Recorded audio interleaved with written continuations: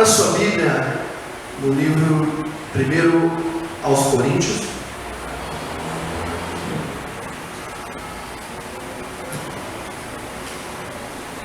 No capítulo 15.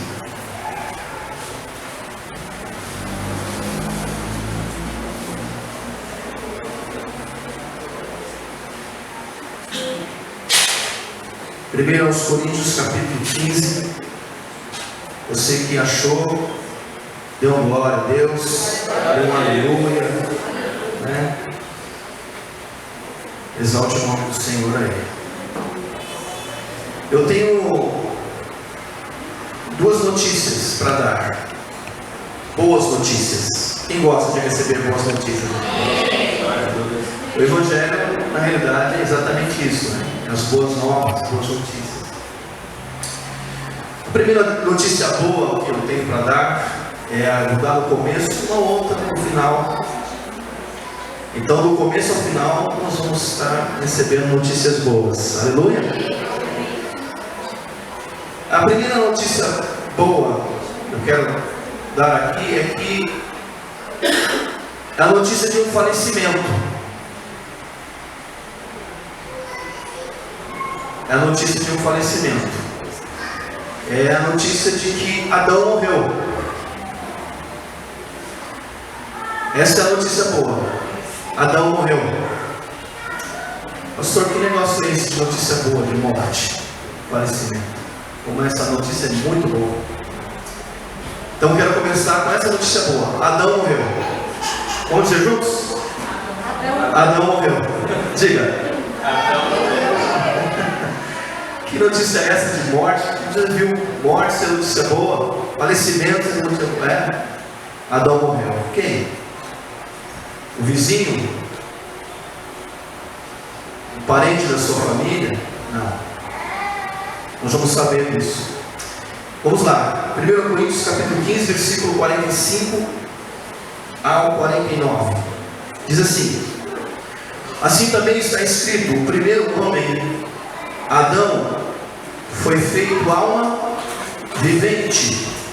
O último Adão, espírito vivificante. Não veio primeiro o espiritual, mas o carnal, e depois o espiritual.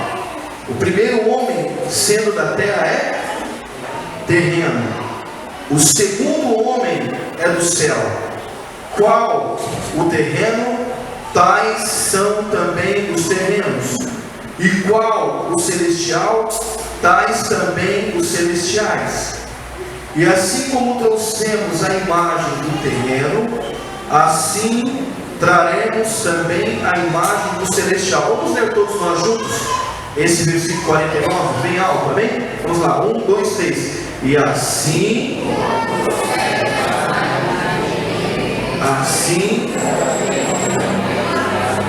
de novo. E assim como trouxemos a imagem do assim,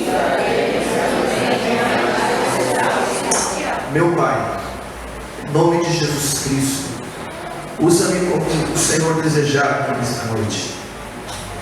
Coloca as palavras certas nos meus lábios, que teu Espírito fale por mim, que a palavra do Senhor esteja na minha boca. Vivifica, Senhor, a tua palavra, que ela venha cumprir todo o propósito que o Senhor tem para esta igreja, para as nossas vidas. Eu te peço, Pai, em nome de Jesus, e você diga amém. Amém. Amados, em toda a história, Deus, Ele trabalha em todo o universo, toda a história.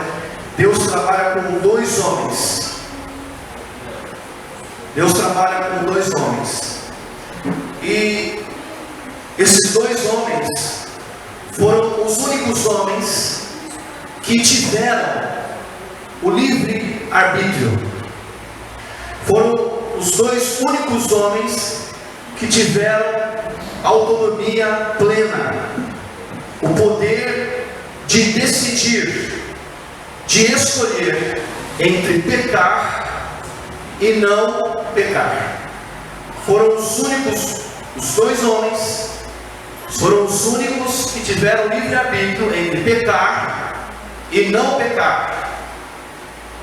A autonomia plena, o poder de decidir e escolher entre pecar e não pecar. Foram os únicos.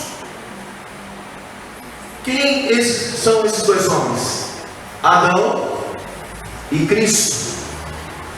Adão e Cristo foram os únicos homens que tiveram livre-arbítrio, o poder de decidir e escolher entre pecar e não pecar.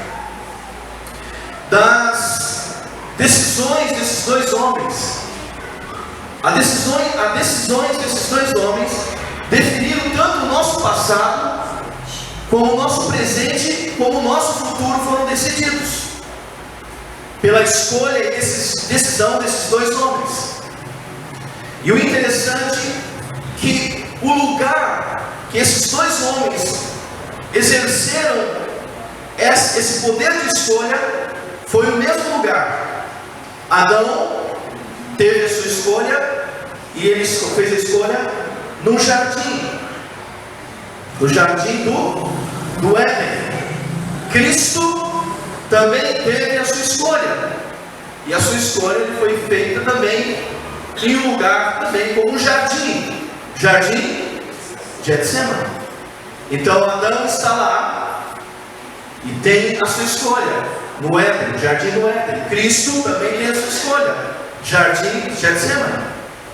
E eles foram os únicos homens que teve o poder de escolher entre pecar ou não. Então nós vamos ver a primeira escolha, Adão. Vamos para Gênesis. Abra lá em Gênesis capítulo 2.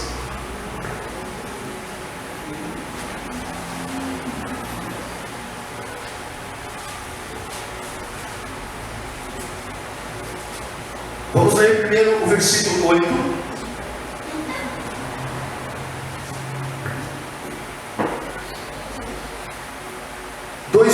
Diz: ora, plantou o Senhor Deus um jardim aonde? No Éden, ao oriente, e pôs ali um homem que tinha formado. O versículo 15. Agora, o Senhor Deus tomou o homem e o pôs no jardim do Éden para o lavrar e o guardar. Ordenou o Senhor Deus ao homem, dizendo: de toda a árvore do jardim comerás livremente, mas da árvore do conhecimento do bem e do mal, dela não comerás, porque no dia em que dela comeres, certamente morrerás. Deus criou no princípio os céus e a terra. Depois de ele criar a terra, ele criou um lugar chamado Éden.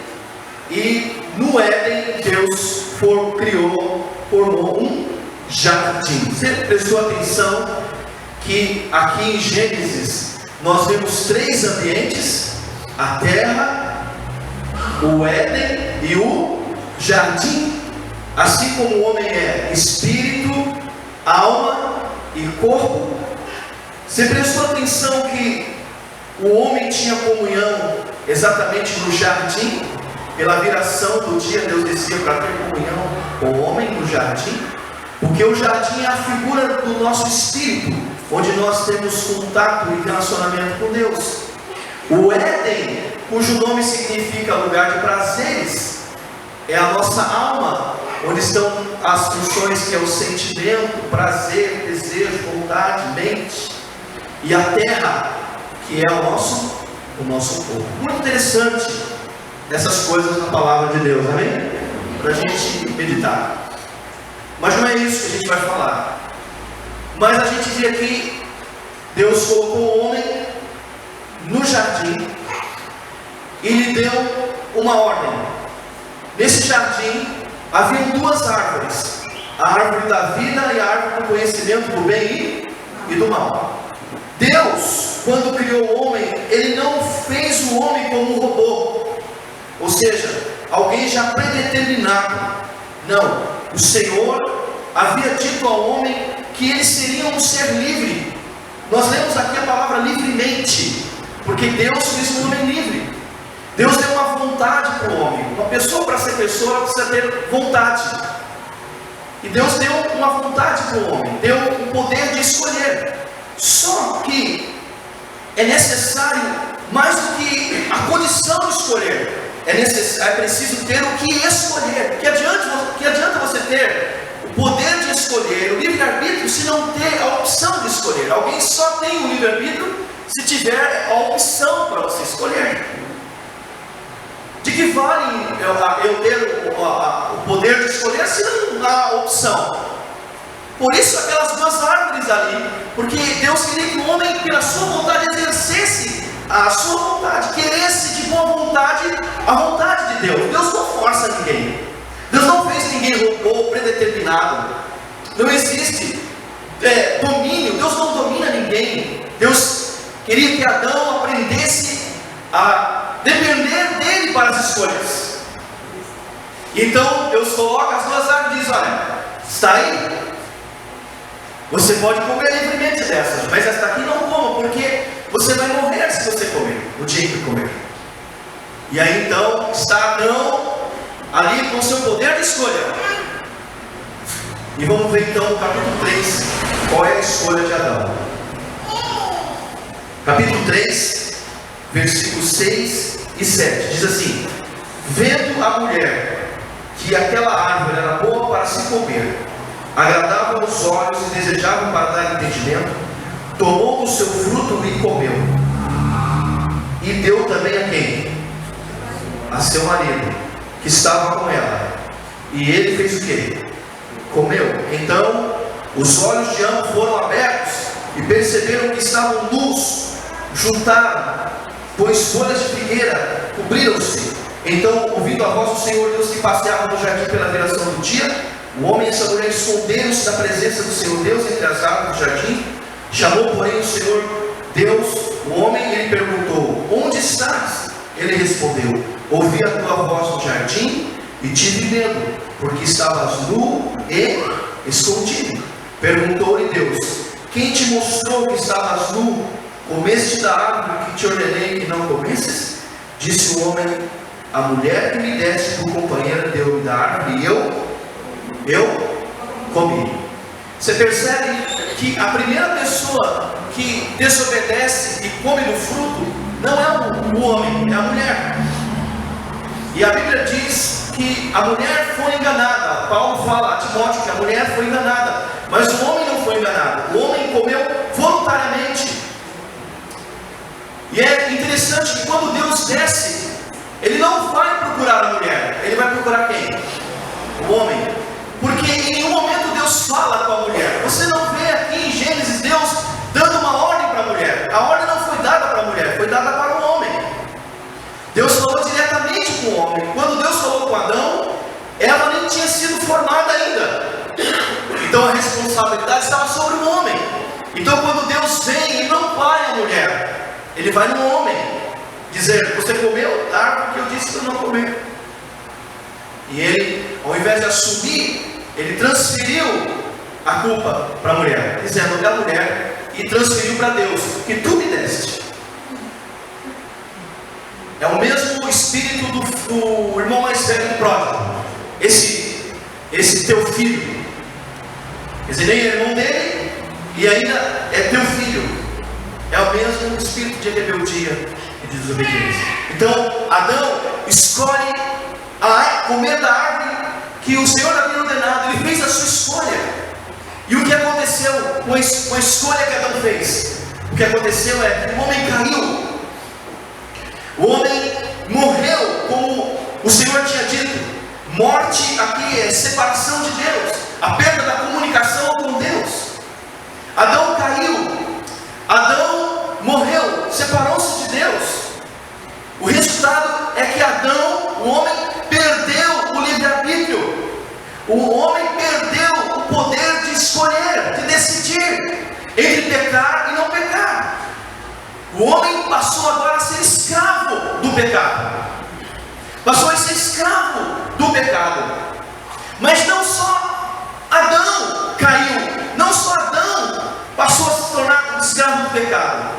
Mas a morte de Adão foi a morte de toda a humanidade. Porque quando um homem pecou, a Bíblia diz, e nós vamos ver isso, que todos pecaram. Todos pecaram. Significa que quando Adão fez aquela escolha, nós estávamos em Adão, inseridos nele, pecando junto com ele, fazendo a escolha junto com ele. E quando ele morre, a morte dele é a morte de todos nós, é a morte de toda a humanidade. Vamos abrir lá no livro de Romanos agora. Romanos 5, Romanos 5, 12. Vamos ver o resultado da escolha de Adão. 5, 12. Agora eu vou pedir para alguém ler para mim. 5, 12. Quando o pecado entrou no mundo, por meio de um homem, o pecado entrou na raça humana inteira.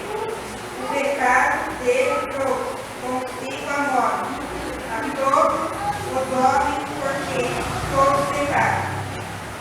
Está vendo? Aí a Bíblia diz também explicado, né? Então, por um homem entrou o pecado no mundo. Que homem? Por um só homem. Quem é esse homem? Entrou o pecado. E pelo pecado entrou o quê? A morte. E a morte passou a quantos homens? A quantos homens? Por quê? Porque todos pecaram. Quando um só homem pecou, nós estávamos inseridos nele. Porque Adão era o cabeça da raça humana. Adão é um ser coletivo. Quando Deus o forma, Ele forma a sua imagem e semelhança. Deus, Elohim, a palavra que aparece ali no versículo 1 do capítulo 1 de Gênesis, dizendo, no princípio criou Deus. Ali Deus é Elohim, que é a palavra, que é o nome coletivo de Deus. É o Pai, Filho e Espírito Santo, que está ali criando. Elohim é o Deus plural, é o Deus coletivo, é o Deus comunitário.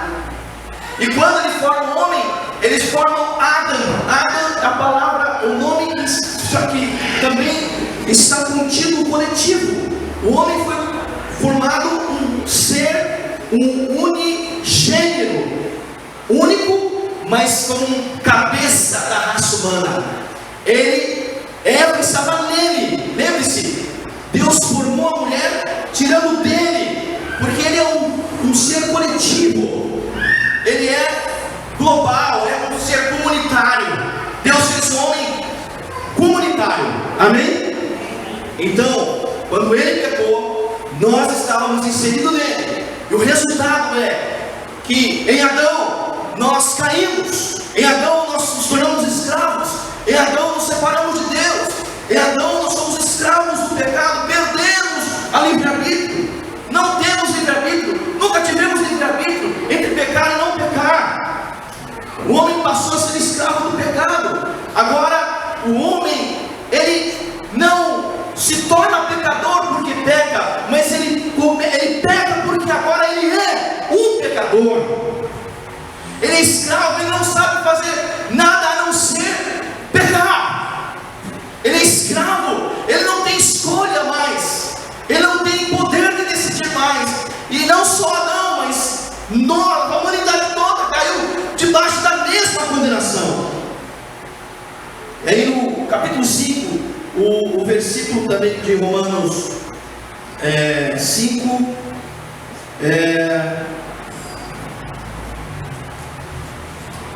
um pouquinho mais para frente,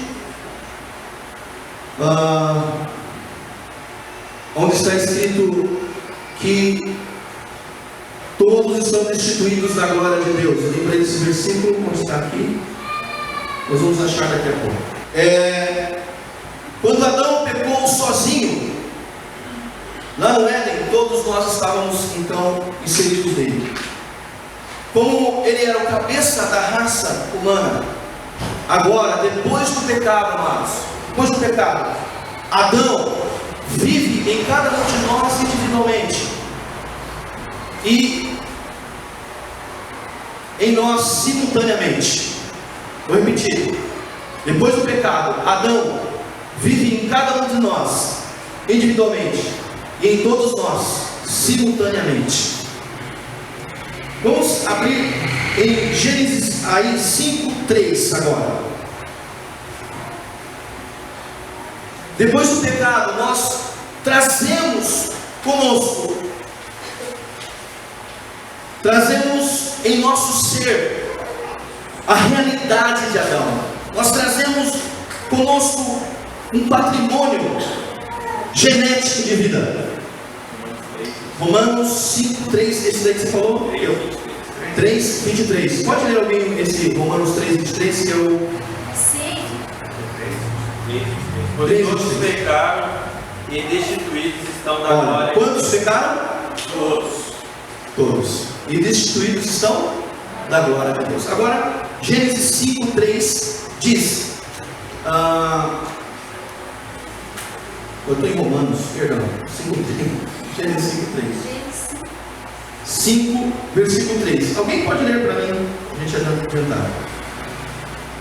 Adão tinha 130 anos quando seu filho Sete nasceu. Um filho que era conforme a sua imagem e semelhança. Depois do nascimento, Adão viveu mais de 200 anos e teve filhos e filhos. Viveu a todos 930 anos e morreu. Amém. Preste atenção. Adão gerou filho antes aqui ou depois do pecado? Então, Adão gerou um filho à semelhança de quem? A sua semelhança e a sua imagem. A semelhança e a imagem de um homem caído. Nós lemos lá em Coríntios que assim como é o terreno, tais são os terrenos. Nós não lemos lá? Sim ou não? Assim como é o terreno, nós vamos voltar lá. Tais são os terrenos. Nós trouxemos a imagem de Adão. Nós trouxemos a imagem do terreno. Então Adão está em nós individualmente e simultaneamente em todos nós. Carregamos isso como herança genética em nós. Então, amados, e aí em Gênesis a gente pode ver a evolução. Não vou falar muito sobre isso, mas se a gente for estudar, a gente vai ver que no capítulo 3 fala da morte. Se Adão comesse do fruto, ele morreria. O espírito, ele foi separado de Deus. Daí em diante o homem evolui no pecado. Se nós formos ler um pouquinho mais para frente, no capítulo 6, Deus chega a dizer assim: não, meu espírito não vai agir mais no homem, porque este agora é carnal. Ele se torna carnal. E ainda em Gênesis 6, um pouquinho mais para frente, o Senhor diz que se arrepende de ter feito o homem, porque chegou um tempo em que a maldade, o pecado, a iniquidade se multiplicou sobre a terra. Então houve uma evolução do pecado. O homem só evolui no pecado. Não há jeito para o homem, não há jeito para Adão. Então, vamos abrir em Romanos, capítulo 3.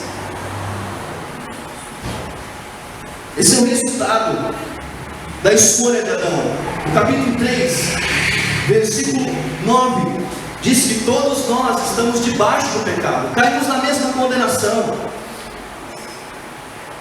Pois que, 3:9 de Romanos, pois que somos nós melhores do que eles? De maneira nenhuma, pois já demonstramos que tanto judeus como gregos, tanto um como outro, todos estão debaixo do quê? Do pecado. Olha o resultado da escolha de Adão. Todos estamos debaixo da mesma condenação. Então ele vai dizendo, como está escrito, olha o resultado da escolha de Adão. Agora não há um justo nenhum sequer. Não há ninguém que entenda. Não há ninguém que busque a Deus. Olha, não há ninguém que busque a Deus. Quantos aqui buscam a Deus? Levante a mão. Glória, diga glória a Deus. Sabe por quê? Porque você só busca a Deus porque Ele buscou você primeiro. O homem só pode buscar a Deus porque Deus primeiramente o buscou. Porque ninguém, veja o que a Bíblia está dizendo, ninguém busca a Deus. Foi Deus que te buscou. Aliás, você nem queria Ele. Eu não queria, mas mas Ele quis você, Ele me quis, aleluia. E de tanto Ele te querer, você passou a querer Ele também, aleluia. Então, você só o busca, você só o ama, porque João disse que Ele amou você primeiro, aleluia. Tudo inicia nele, tudo é nele, por meio dele, para Ele, louvado seja o Senhor. Mas o resultado é que nenhum homem busca a Deus, não há nenhum justo sequer. 12, todos se extraviaram, não tem exceção, não há, todos se extraviaram, e juntamente se fizeram inúteis, não há quem faça o bem, não há nenhum sequer. Sua garganta é um sepulcro aberto, com a sua língua tratam enganosamente, veneno de víbora está debaixo dos seus lábios. O salmista chega a dizer que desviam-se os ímpios desde a madre, nasce proferindo mentira e tem veneno na sua língua. Veja, corrompe-se, tem uma tradução que diz, corrompe-se os ímpios desde a madre. Nós estamos num tempo que é muito falado sobre corrupção, mas na verdade, o homem já é corrupto desde o seu nascimento. A Bíblia diz que corrompe-se os ímpios desde o seu ventre. Ele já nasce proferindo mentira. Quem aqui nunca mentiu? Levante a mão. Ninguém? Ninguém? Quem ensina uma criança a mentir? Quem ensina uma criança a mentir? Você acha que nós, quando nascemos, nós nascemos assim, uma folha em branco, e o mundo faz um primato?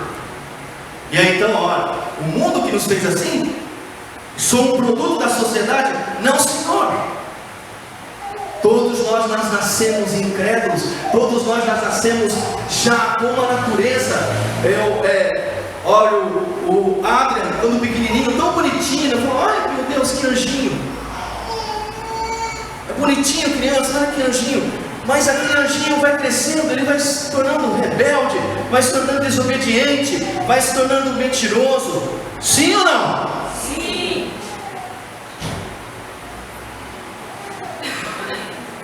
Porque essa foi a escolha que a escolha de um homem trouxe para nós. Continuando.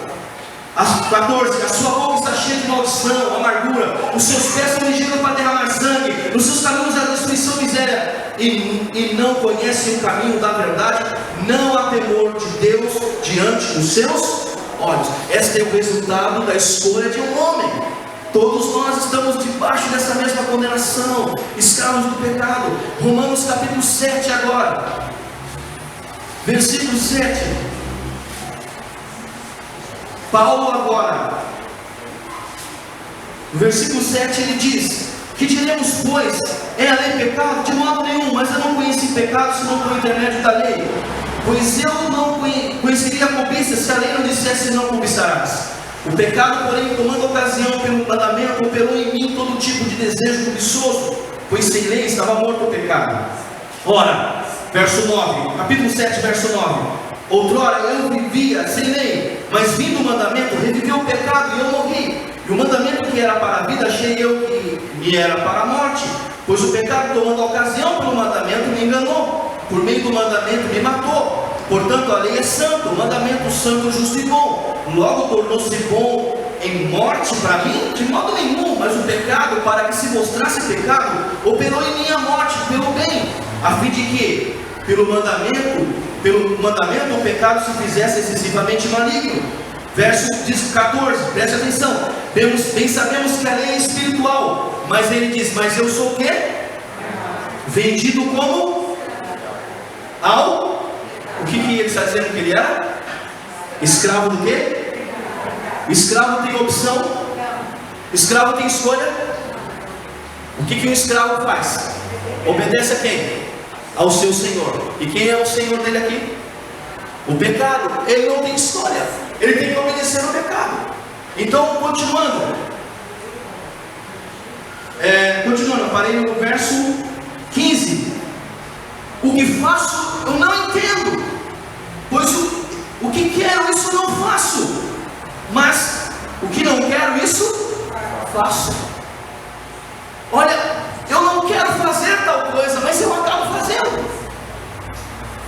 eu acabo realizando, eu acabo cometendo, mas o bem que eu quero fazer, nós vamos ir falando, eu não consigo fazer. Talvez seja a experiência de muitos, às vezes até dentro da igreja. Alguém disse: pastor, eu não consigo, eu quero fazer o bem, mas eu acabo fazendo o que eu não quero. Eu quero, eu tenho um gênio forte, eu luto contra aquilo, eu tento não fazer aquilo, mas eu acabo fazendo. Mas o bem que eu quero fazer, eu não faço. Eu sou um escravo, porque eu quero, mas eu estou preso. Há algo em mim me prendendo que não me deixa fazer o bem, não me deixa fazer o que eu quero. Mas o que eu não quero, eu acabo fazendo. Eu sou um escravo. Ele está dizendo: eu não fui vendido como escravo. E continuando, verso 16: e se faço o que eu não quero, consinto com a lei que é boa, de maneira que agora já não sou eu que faço isso, mas o pecado que habita em mim. Eu sei que em mim, isto é, na minha carne, não habita bem algum. Com efeito, o querer está onde? Em mim, mas não consigo realizar o bem. Talvez nós estamos falando com gente aqui que olha no espelho e diz assim: eu não acredito que sou eu que estou fazendo isso. Não sou eu, não acredito que sou eu que estou mentindo assim, estou adulterando assim, que estou fazendo isso. Não acredito que sou eu. Bem, o querer está em mim, mas eu não consigo efetuar. Que escravidão é essa, gente? E então continua. Eu parei no 17: de maneira que agora já não sou eu que faço, mas o pecado que habita em mim. É o 19, né? Pois não faço o bem que quero, mas o mal que não quero, esse. Ora, se faço o que não quero, já não faço eu, mas o pecado que habita em mim.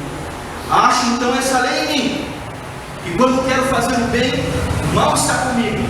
Pois segundo o homem interior tenho prazer na lei de Deus, mas vejo nos meus membros outra lei que batalha contra a lei do meu entendimento, que me prende debaixo da lei do pecado que está nos meus membros. Ele chega no verso 24 a dizer: miserável homem que eu sou, miserável homem que eu sou. Ele diz: quem me livrará? Continuando ele: quem me livrará do corpo dessa morte? Quem vai me livrar dessa escravidão, dessa morte? Miserável homem que eu sou. O que eu posso fazer então? No versículo seguinte, verso 25, então diz: dou graças a Deus por Jesus Cristo. Dou graças a Deus por Jesus Cristo. Diga aleluia. Veja o resultado. Amados, muitos ficam em Romanos 7. Muitos ficam em Romanos 7, achando que Paulo está falando de uma experiência de um homem totalmente livre. Não, senhores, Paulo não está falando da experiência de um homem livre. Ele está falando de uma experiência de um homem que não é plenamente livre ainda. Se nós estudarmos todo o contexto, nós vamos ver aqui no capítulo 7, no versículo 5, por exemplo. Olha no versículo 5. Quando estávamos na carne, as paixões dos pecados que, alçadas pela lei, operavam em nossos membros a fim de darem fruto para a morte. Veja, quando estávamos na carne, estávamos é passado. Quando nós estávamos na carne, passado, nós éramos escravos. Vinha a lei dizendo: não cobice. Quando eu ia praticar isso, eu não conseguia praticar isso. Muito pelo contrário, o que eu não queria eu acabava fazendo. Mas quando estávamos na carne, mas ao versículo 6 agora, ele diz: agora, ou seja, no tempo de hoje, presente, agora, porém, estamos livres da lei, pois morremos para aquilo que antes nos prendia, a fim de servirmos em novidade de espírito e não na velhice da letra. Aleluia! Quando estávamos na carne, mas agora presente. Então, ele está dando um testemunho não de um homem totalmente livre, liberto, mas de um homem que ainda precisa de um entendimento maior sobre a sua total e plena libertação. Então ele dá um salto e diz: graças a Deus. Muitos só ficam em Romanos 7, e muita gente fica em Romanos 7 porque querem usar Romanos 7 para justificar a sua vida de pecado, dizendo: então é assim mesmo que acontece, é assim mesmo. Romanos 7, bem que eu quero, eu não consigo fazer, o mal que eu não quero, eu acabo fazendo, e vamos usando o Romanos 7 para não justificar. Mas irmãos, eu quero dizer nesta noite que nós precisamos sair de Romanos 7.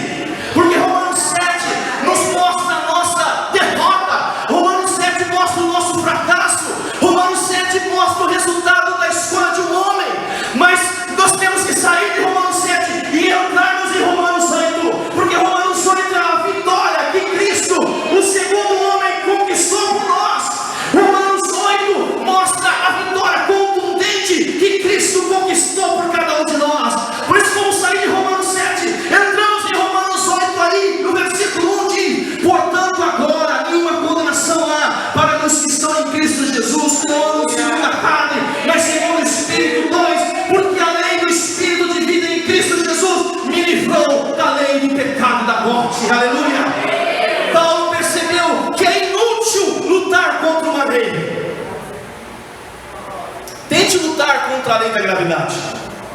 O que é a lei da gravidade? Todo o corpo, qualquer coisa que você coloque aqui em cima, ela sempre vai ser puxada para onde? Não há como lutar contra isso. O que fazer então para vencer? Não destruir essa lei, mas o que fazer para vencê-la? Somente uma outra lei. O que vence a lei da gravidade? A lei da aerodinâmica. Está lá, quem já andou de avião? Eu andei de avião uma vez só, para nunca mais, não quero mais.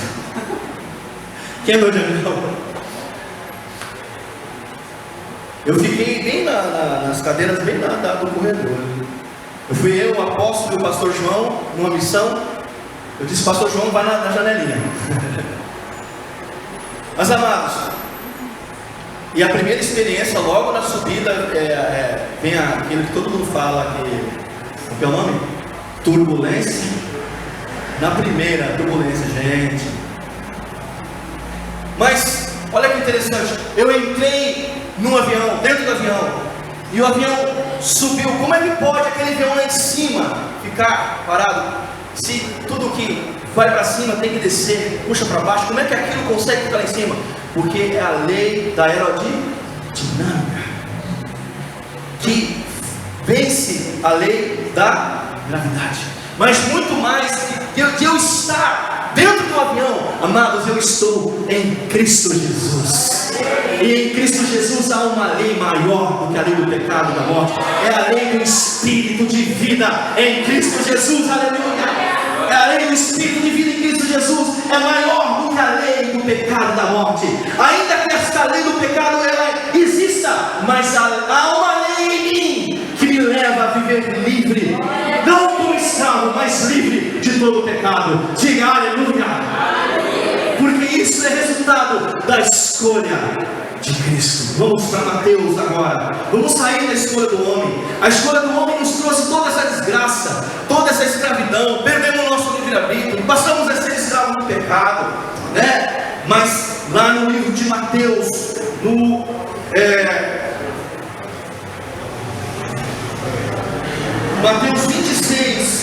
Mateus 26, versículo 36 ao 46, vamos ler lá.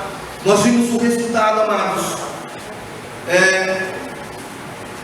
Em Adão, nós recebemos tudo que é de Adão. Nos dias de hoje, ou nós estamos em Adão, ou nós estamos em Cristo. Se estamos em Adão, tudo o que é de Adão, nós recebemos de Adão.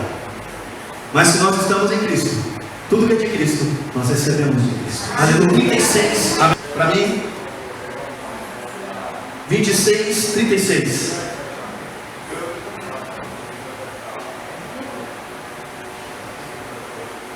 Então Jesus foi com eles a um lugar chamado Getsemane e disse aos seus discípulos: assentai-vos aqui enquanto vou ali orar. 37. Levando consigo Pedro e os 2 filhos de Zebedeu, começou a entristecer-se e angustiar-se muito. 39, vamos lá. Indo um pouco diante, prostrou-se sobre o rosto, orando e dizendo: meu Pai, se possível, passar de mim este cálice. Todavia, não seja como eu quero, mas como tu queres. Parou. Ele está ali. Jesus tem uma escolha. Adão tinha que obedecer para viver. Jesus tem que obedecer para morrer. Ele está escolhendo ali a sua escolha, decisão. Ele vai orar ao Pai e diz: Pai, se possível, passa de mim esse. Contudo, que não seja feito a minha, mas ele escolhe a vontade de quem? Do Pai. Ele escolhe a vontade de quem? Do Pai. Ele quer fazer a vontade de quem? Do Pai. Jesus então ora por 3 vezes assim. E depois, nós não vamos ler tudo. Por 3 vezes ele repete: escolhendo a vontade do Pai. Diga assim: Cristo escolheu a vontade do Pai. E a vontade do Pai era a cruz. Qual é a vontade do Pai? Cruz. Diga: a cruz. Jesus escolheu a cruz. Aleluia. E aí, amados, Jesus vai para a cruz. E qual é o resultado da escolha de Jesus? Aleluia. Vamos ver em Romanos capítulo 5. Vamos lá fazer uma comparação agora. O resultado de Romanos, lá em Romanos capítulo 5, versículo 15. Paulo vai fazer uma comparação entre as duas escolhas, mostrando que o que Cristo trouxe é muito mais do que a queda pode nos trazer. Aleluia. É muito mais. Diga aleluia. 5:15. Não é porém um dom gratuito como ofensa. Veja, não é porém um dom gratuito como ofensa. É diferente, ele está dizendo. Pois se pela ofensa de um só morreram muito mais, diga assim, muito mais a graça de Deus. Isto é, o dom pela graça de um só homem, Jesus Cristo, abundou para muitos. Diga aleluia. 16. O dom não é como a ofensa de um só que pecou. O juízo veio de uma só ofensa, na verdade para a condenação, mas o dom gratuito veio de muitas ofensas para ajuste. Entramos em Adão pelo nascimento. Basta uma pessoa nascer, ela já está em Adão. Mas para sair de Adão, somente a morte. Somente a morte para sairmos de Adão. Volta lá para 1 Coríntios capítulo 15 agora. A escravidão do pecado vem pelo nascimento. Assim que nascemos, já nascemos escravos. Mas a libertação do pecado vem pela morte. Entramos em Adão pelo nascimento, mas nós só saímos dele pela morte. E a boa notícia, como eu disse aqui começando, a boa notícia, irmãos, é que Adão morreu. Puxa, e glória a Deus, vamos ver isso. 1 Coríntios capítulo 15, de novo, onde nós estávamos, e eu já estou terminando. Nós podemos ver aqui, em 1 Coríntios capítulo 15, do versículo 45 em diante, nós vemos aqui que Cristo é atribuído a Cristo dois títulos é atribuído a Cristo. Veja, 45. Assim também está escrito: o primeiro homem. Quem é o primeiro homem? Foi feito o quê? Agora, o último Adão, Espírito. Quem é o último Adão? Jesus. Cristo. Esse é um dos títulos atribuídos a Cristo. O último Adão, diga assim: Cristo. O último Adão. Agora, verso 46. Não veio primeiro o espiritual, mas o natural. Depois o espiritual. O primeiro homem, sendo da terra, é o quê? Agora, o segundo homem é de onde? Quem é o segundo homem? Jesus. Então Jesus tem atribuído a ele dois títulos aqui. Primeiro título, último. E o segundo título, segundo homem. Primeiro título, último. Segundo título, segundo homem. Vamos ver juntos, vamos lá. Último, segundo. Porque esses dois títulos mostram duas obras de Deus. Quando está dizendo que Cristo é o último Adão, está dizendo que Cristo nasceu na raça de Adão. O verbo era Deus, o verbo estava com Deus, mas o verbo se fez carne, entrou na raça de Adão, e ele veio como homem, e como homem ele se humilhou, sendo obediente até a morte, e lá na cruz ele se tornou o último Adão. A boa notícia que eu tenho que dar para vocês: Adão morreu. Adão morreu. O velho Adão morreu. Adão morreu, gente. Cristo na cruz foi o último Adão. Depois do último vem quantos Adão? Nenhum. Ele acabou com a raça de Adão.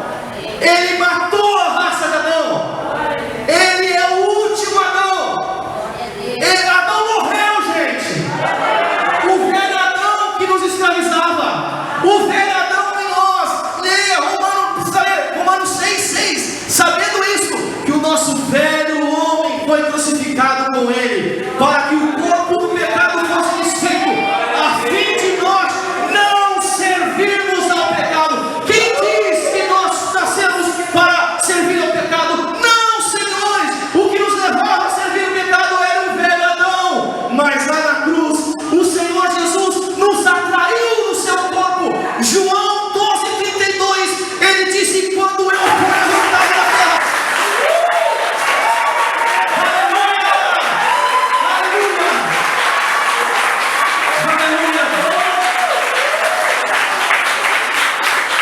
Mas a boa notícia, não para aí. Quero trazer a segunda notícia. Ele era o último Adão na cruz, mas ele também era o segundo homem, porque o segundo homem fala da ressurreição. Aleluia! Segundo homem fala da ressurreição. Por que segundo homem?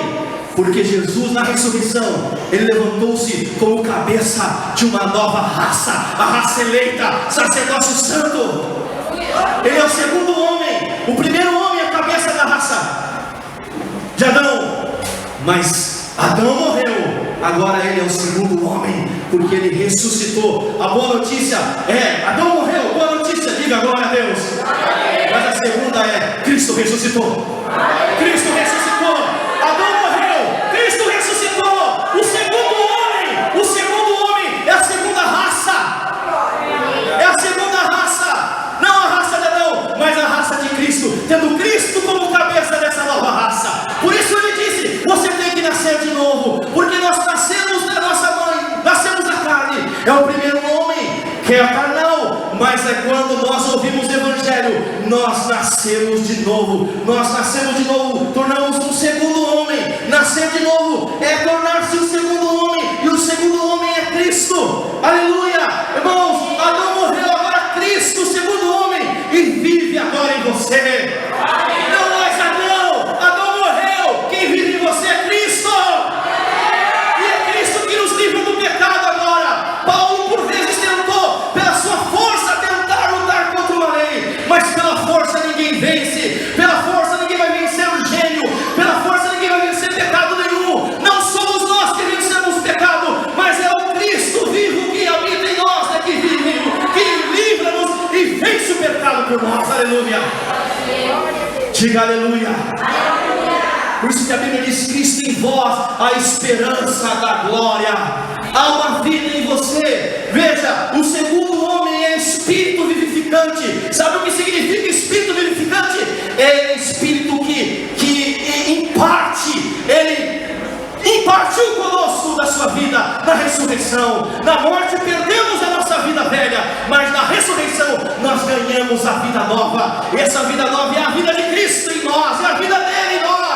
O segundo homem, ele é o cabeça da nova raça. Aleluia. Porque o cabeça da primeira, Adão morreu. Então a boa notícia, irmãos: Adão morreu. Adão morreu, gente. O velho Adão morreu. Acabou as desculpas. Olha, é por causa isso aqui, é porque o velho Adão. Eu trabalhei com um pintor que ele estava pintando, ele dizia assim: porque o velho, falava do nome dele, eu não sei se o nome dele era Adão, que o velho Adão fazia isso, o velho Adão assaltava banco, o velho. E eu disse: meu Deus, esse homem, eu acho que ainda ele não conhece a obra da cruz, ele não conhece a obra que Jesus fez na cruz e na ressurreição, porque ele ainda gosta do velho Adão, mas ele não sabe que o velho Adão já morreu. Mas se ele souber que o velho Adão morreu, e ele tem muita gente que quer vestir Adão de crente, que quer ensinar Adão a falar como crente, e ensina Adão, e Adão começa a dar glória a Deus, e começa a ensinar Adão: você tem que jejuar, e o Adão tenta jejuar, mas o Adão não consegue, não há jeito para. Deus não veio consertar Adão. O Senhor derramou o seu sangue tem a ver com os nossos pecados, amém? Seu sangue foi derramado para pagar os nossos pecados cometidos, mas sangue não apaga, não limpa Adão. Com Adão não é o sangue que resolve o problema, O problema dos nossos pecados cometidos, o sangue resolve, mas Adão, quem resolve é a cruz. A vitória contra Adão não é o sangue, a vitória contra Adão é a cruz, aleluia. É através da cruz. É o Senhor crucificando o meu velho Adão, que gosta do pecado, escravo que me leva a viver escravo do pecado. Não há jeito para Adão, não adianta educarmos Adão. Há muita gente educada na igreja, mas não transformada. Educar é uma coisa, transformar é outra. Alguém pode estar na igreja e ser um religioso, que por fora é aquele como os fariseus, que está todo bonito, mas por dentro, diz Jesus, é como sepulcro caiado. Não há nenhuma mudança por dentro, porque só houve mudança por fora, na periferia. Mas Deus faz uma mudança de dentro para fora, diga aleluia. Por isso, não se ensina a urubu a comer peixe. O urubu gosta do quê? Porque faz parte da natureza dele. O urubu gosta de carniça. Não adianta você querer urubu, vem cá, deixa eu te ensinar, você tem que comer alpiste agora. Pode até conseguir algum momento, mas vai chegar uma hora que ele não quer mais, ele quer carniça, porque faz parte da sua natureza. Assim é o velho Adão. Não adianta ensinar santidade para o velho Adão. Olha, Adão, você tem que ser santo. Não, você tem que se santificar, Adão. Não se santifica, velho Adão.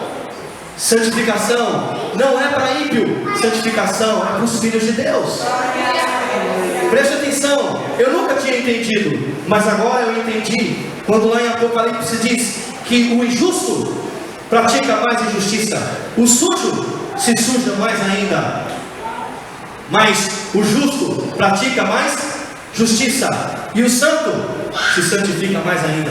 Então eu entendi que o injusto, ele não pode fazer nenhuma outra coisa a não ser mais injustiça, e o sujo, ele não pode fazer mais nenhuma outra coisa a não ser se sujar-se. É uma lei, é a lei da semente que produz segundo a sua espécie. O sujo vai se sujar, o injusto vai ser fazer injustiça, mas quando ele nascer de novo, ele vai ser justificado, ele vai ser o justo, e o justo vai praticar o quê? Justiça. Mas quando ele nascer de novo, vai tornar-se santo, e um santo vai fazer o quê? Vai se santificar. Santidade, santificação é somente para os santos. Não há santificação para ímpio. Não se